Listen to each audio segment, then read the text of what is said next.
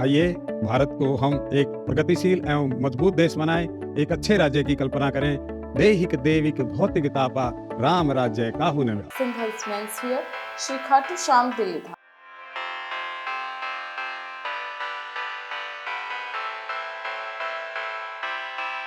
भेदभाव मिटाएंगे, दुनिया नहीं बसाएंगे।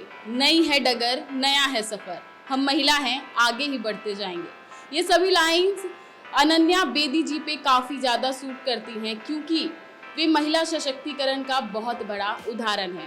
नमस्कार, मैं ज्योति निषाद और आप देख रहे हैं न्यूज़ 81 का खास कार्यक्रम महिला सशक्तिकरण। तो आज हमारे साथ हैं दिल्ली माइनॉरिटी कमीशन की एडवाइज़र अनन्या बेदी जी।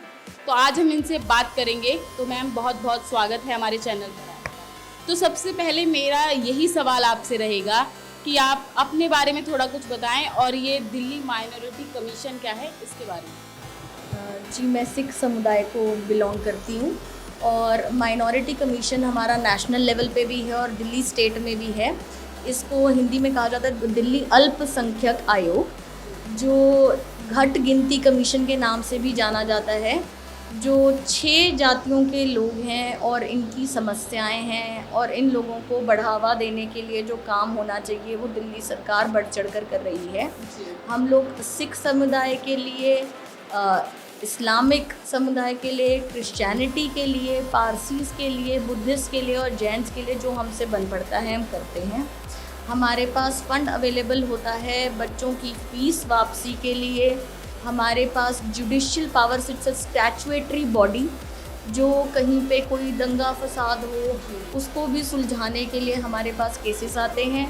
और अभी जो हमारे चेयरमैन हैं श्री जाकिर खान जी, उनके अंडर 3 साल में हमारे पास बड़े बड़े चैलेंजेस आए, जिसमें से कोरोना भी एक था। काफ़ी बढ़ चढ़ के, चाहे वो बेड अरेंज करना था, चाहे चर्च में रहने वाले बच्चों के लिए राशन अरेंज करना था, काफ़ी बड़े स्तर पे हमारे कमीशन में काम किया गया है। तो मैम, एक बार हमें ये भी बताइए कि जो ये दिल्ली माइनॉरिटी कमीशन है, ये काम किस तरीके से करता है। जैसे मैंने आपको कहा कि हमारे पास एक जुडिशियल पावर्स भी दी गई हैं। अगर कहीं हमें पता चलता है कि शहर भर में किसी जाति के साथ अगर ज़्यादती की जा रही है, तो हमारा कमीशन नोटिस देके उन्हें बुला सकता है। कोई हमारे पास कंप्लेन आई है तो दिल्ली पुलिस हमारे साथ पूरा सहयोग करती है। हम उसको सुलझाने के लिए लीगली भी सक्षम हैं और वो हमारे कमीशन का सबसे बड़ा काम है। फिर हमारे पास माइनॉरिटी के बच्चों के लिए बहुत सी स्कॉलरशिप्स अवेलेबल हैं। हमारे पास काम होता है हर स्तर पर। प्राइवेट स्कूल में जो लोग फ़ीस नहीं अफोर्ड कर पा रहे हैं किसी वजह से और अल्पसंख्यक को बिलोंग करते हैं, उनकी फ़ीस वापसी की स्कीम्स हैं। हमारे पास टोटल काफ़ी स्कीम्स केजरीवाल सरकार में हैं, जो डोर टू डोर पॉलिसी की तरह भी अवेयरनेस प्रोग्राम के तहत हमने घर घर पहुंचाने की कोशिश की गई है। बड़े स्तर पर हमने ये बताने की कोशिश की गई है कि अगर आपको मदद की ज़रूरत है तो दिल्ली सरकार आपके साथ खड़ी है, दिल्ली माइनॉरिटी कमीशन आपके साथ खड़ा है। और एक और चीज़ हमने देखी है, देखिए कहीं ना कहीं पे कई बार माइनॉरिटीज़, क्योंकि आप गिनती में कम हैं तो कुछ इनसिक्योरिटीज़ आ जाती हैं। गवर्नमेंट को लोग अप्रोच करने में डरते हैं, जो कि एक चीज़ है जो मैंने सबसे ज़्यादा अपने 3 साल के कार्यकाल में देखी। हमारे पास स्कॉलरशिप अवेलेबल है, हमारे पास डायरेक्ट आएँ। हमारा ऑफिस विकास भवन में है, C ब्लॉक में है, बिल्कुल हमारे हेल्प डेस्क बने हुए हैं। हम ऑनलाइन हेल्प के लिए अवेलेबल हैं, लेकिन लोग हमारे पास ना आके इंटरनेट कैफ़े जाना चाहते हैं। कोई ऐसी जगह पर पहुंच जाते हैं जहां उनको गलत गाइड किया जाता है, जहां पे सरकार के खिलाफ बोला जाता है। अरे एक बार आके अगर आप कमीशन में बात करेंगे, हेल्प डेस्क पे बात करेंगे, सही वेबसाइट पे जाएंगे और फिर अगर आपका काम ना हो तो अलग बात है।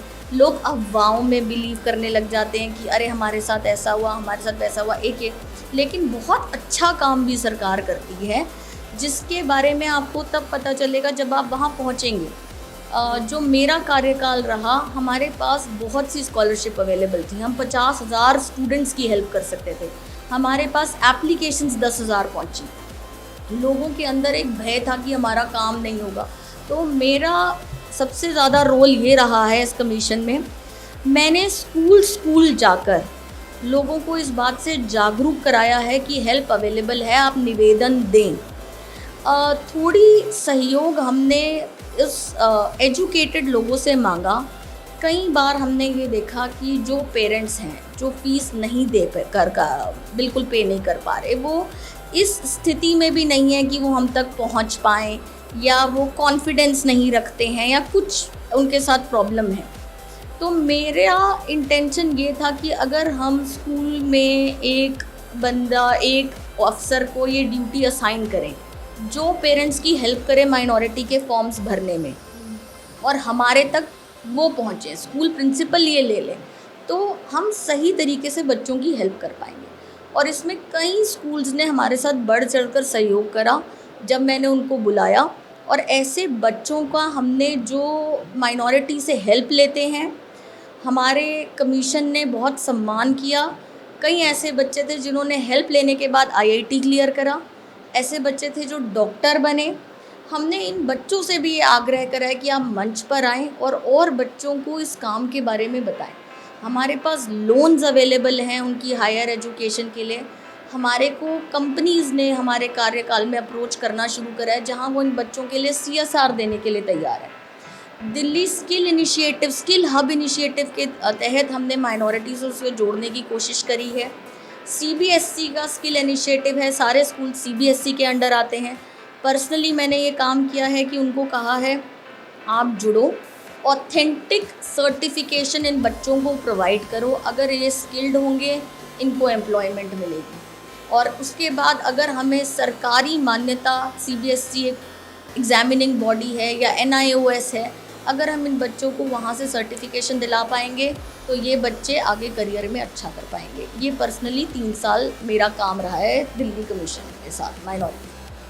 तो मैम, जैसे कि आपने बताया कि लोगों में अभी जागरूकता नहीं है, लोग डरे हुए हैं, तो इसी तरह की और भी समस्याएं होंगी इस कमीशन को आगे बढ़ाते टाइम। तो और ऐसी कौन सी समस्याएं जो आपने अभी फेस कर रहे हैं?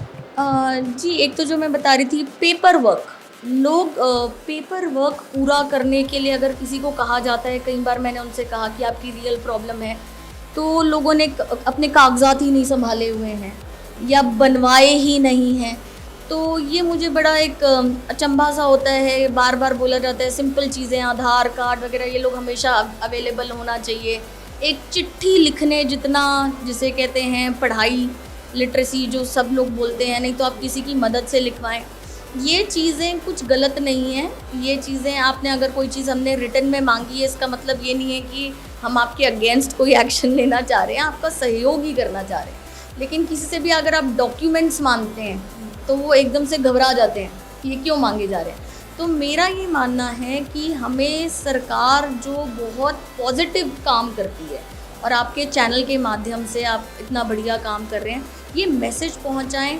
कई बार मीडिया में भी हाईलाइट हो जाता है अगर कोई भूल चूक हुई, जो ठीक है, आप हम पे चेक रखते हैं, सरकार पे आप चाहते हैं कि अच्छे से अच्छा काम करें, लेकिन हमारे पॉजिटिव कामों को भी बहुत ज़्यादा हाईलाइट किया जाए और ये बोला जाए कि हम लोग लोगों की मदद के लिए हमेशा तैयार हैं। अगर आपका एक इलेक्टेड लीडर है, कमीशन का चेयरमैन है, वो लोग भी उस पोजीशन पे बहुत मेहनत से पहुँचे हैं।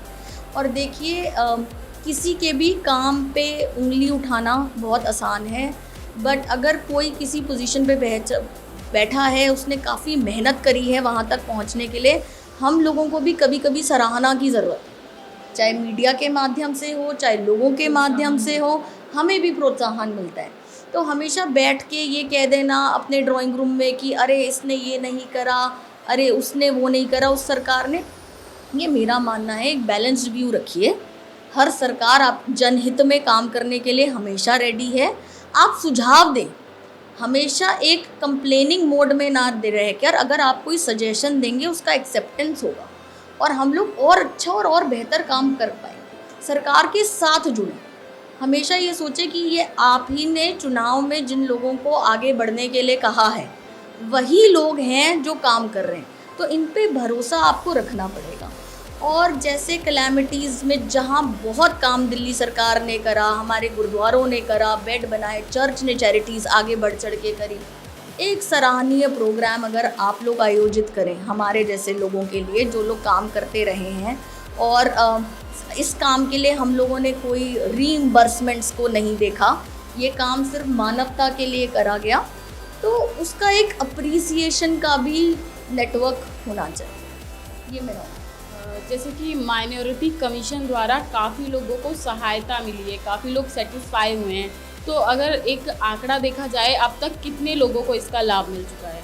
देखिए, मैं ये बोलूँगी कि जितने लोगों ने हमें अप्रोच करा उनको या तो हमसे डायरेक्ट बेनिफिट मिला या उनको सही राह का मार्गदर्शन दिया गया। अनआंसर्ड कुछ भी नहीं गया, यही एक सरकार कर सकती है, बाकी उस राह पर चलना जनता का काम।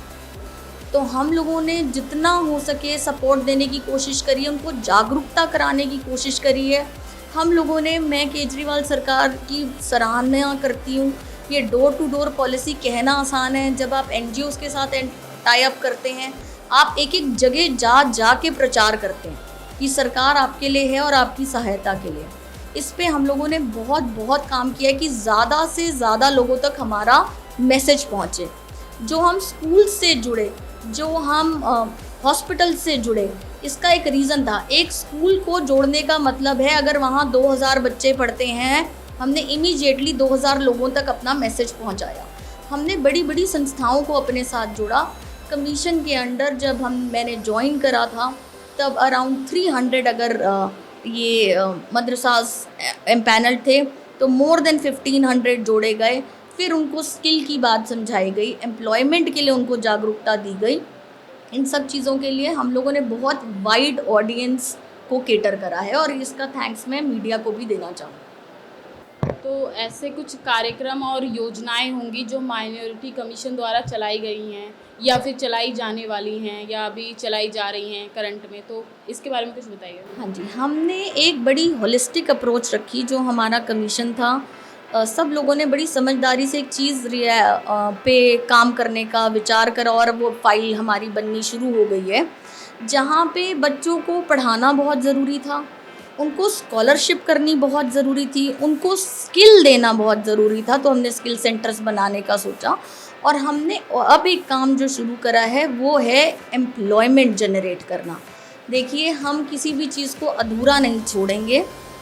मेरे कार्यकाल में और मेरे सीनियर्स ने सब ने बैठ के ये डिसाइड किया, अगर हम एजुकेशन से शुरू होंगे तो अंत में जब तक वो बच्चा आत्मनिर्भर नहीं हो जाता, एम्प्लॉयमेंट तक हम उनका हाथ पकड़ेंगे। हमारा बहुत सहयोग इसमें हमदर्द जैसी एसोसिएशंस ने, CBSE जैसे विंग्स ने, दिल्ली स्किल डेवलपमेंट वालों ने, दिल्ली एजुकेशन डिपार्टमेंट ने, दिल्ली महिला आयोग ने, हर किसी ने बढ़ चढ़कर कमीशन का इस कार्य में सहयोग कर। मैम, जिन आपने बताया कि आप 6 समुदाय के लिए काम कर रही हैं, तो अगर कोई भी समुदाय के लोग आपसे जुड़ना चाहते हैं तो वो किस प्रकार से आपसे संपर्क करें? हम अवेलेबल हैं ऑनलाइन भी और ऑफलाइन भी। दिल्ली माइनॉरिटी कमीशन का ऑफिस है विकास भवन C ब्लॉक, जहाँ पे लोग आके हमारे हेल्प डेस्क पे रजिस्टर कर सकते हैं।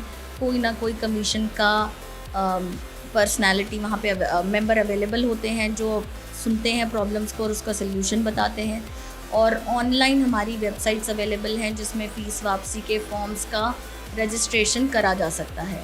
तो जैसे जिसको सूट करे, अगर ऑनलाइन करना चाहें तो हमारी डायरेक्ट वेबसाइट्स पे जाएं और ऑफलाइन आना चाहें तो हमारे ऑफिस आएँ। मैम, आपके दृष्टिकोण से जो ये माइनॉरिटी कमीशन का आपका सफ़र कैसा रहा है, ये हमारे दर्शकों को थोड़ा बताइए। आई थिंक बहुत ही एनलाइटनिंग रहा है। बहुत ही अलग अलग चीज़ों का हमें भी आघात हुआ है कि माइनॉरिटीज़ की अलग अलग प्रॉब्लम्स क्या हैं और कैसे हम इन लोगों को मदद कर सकते हैं।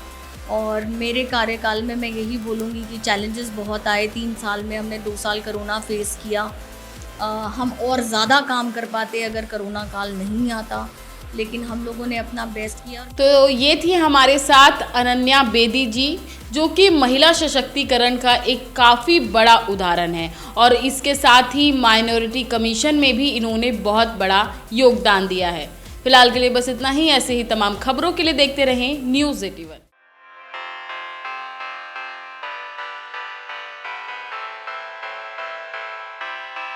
आइए, भारत को हम एक प्रगतिशील एवं मजबूत देश बनाएं, एक अच्छे राज्य की कल्पना करें। देहिक देविक भौतिक तापा राम राज्य काहू न मिला। सिंघल्स मेंस हियर, श्री खाटू श्याम दिल्ली।